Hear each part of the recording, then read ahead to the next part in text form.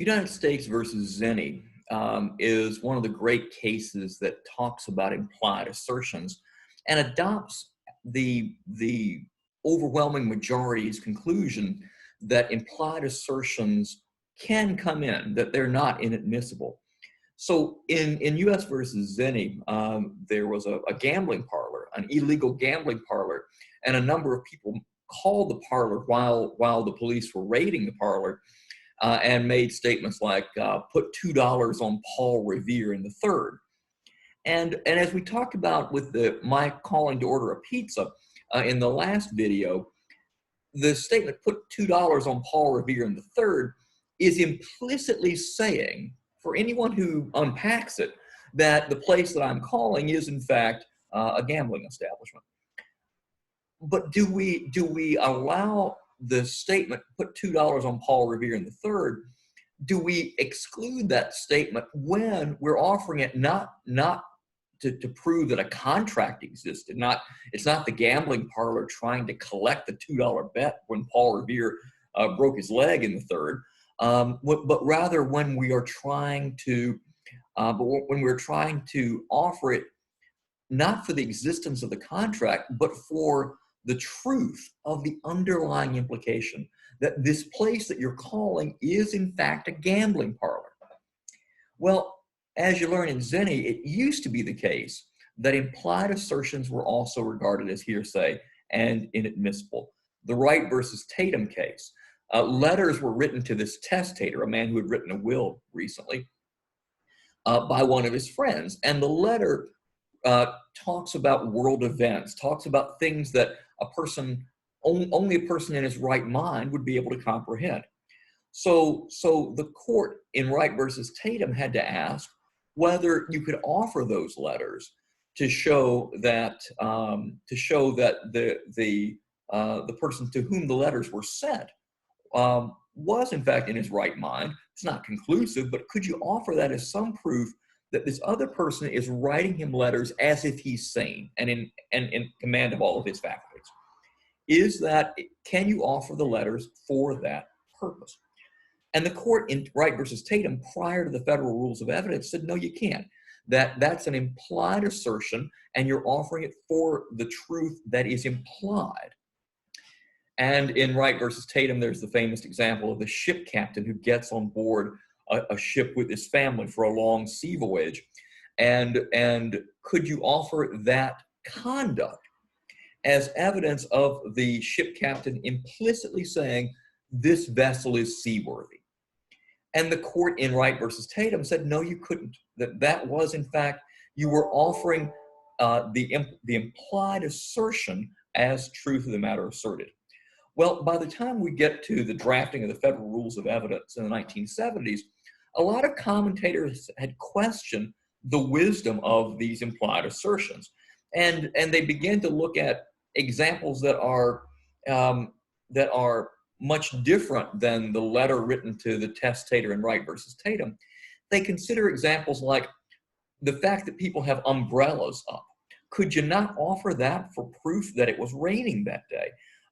Do we really believe that implied assertion is fraught with all the concerns that we have about hearsay?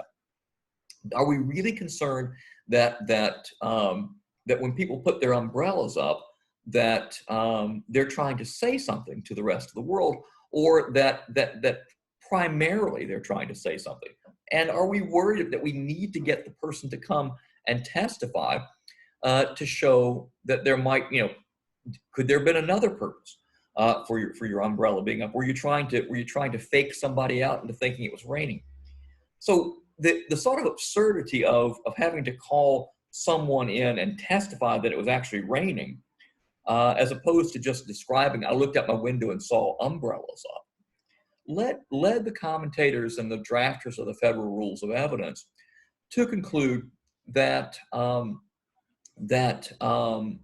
you should not look at implied assertions as hearsay. And so that leads to the conclusion in the Zenni case that even though implicit in that statement, put $2 on Paul Revere in the third, in, you know, in the horse race, that even though that was implicit, much like when I call and order my pizza, implicit in that is you are in fact Domino's Pizza. Even though that's implicit in the statement, the drafters of the rules of evidence didn't like the scope of things that were excluded when we excluded implied assertions. And so they wrote the rule in such a way that only those statements intended as hearsay are excluded when they're offered out of court by a declarant for the truth of the matter asserted. So it has to be an intended assertion. Zenni wasn't announcing to the world that this was a gambling parlor. In fact, he would probably prefer that inference not be at all clear to most people who picked up the phone. And so since he wasn't intending it as an assertion, Rule 801 that defines hearsay says this simply is not hearsay. And so the evidence comes in. Now, one caveat to Zenni that I think is very important. Why is this not a verbal act? Why is he not forming a contract? Why is it not admissible, I should say, because he's forming a contract, a gambling contract? Why is it not admissible on the grounds that it's a verbal act and therefore not offered for the truth of the matter asserted? Why isn't there just an easier answer to this? And the reason is because the verbal act is not at issue. The gambling parlor is not suing him for the $2 bet. What we're trying to bring in is the implied assertion, the direct verbal act. Put $2 on Paul Revere. That's not something that's at issue. We're not trying to prove a contract. We're not trying to prove how he either tried to change the world or how the world was in fact changed as a result of his activity. We are trying to bring in the truth of the implied assertion. So because we're not offering the verbal act because of the consequences of the verbal act itself, we're offering it because of the implied assertion.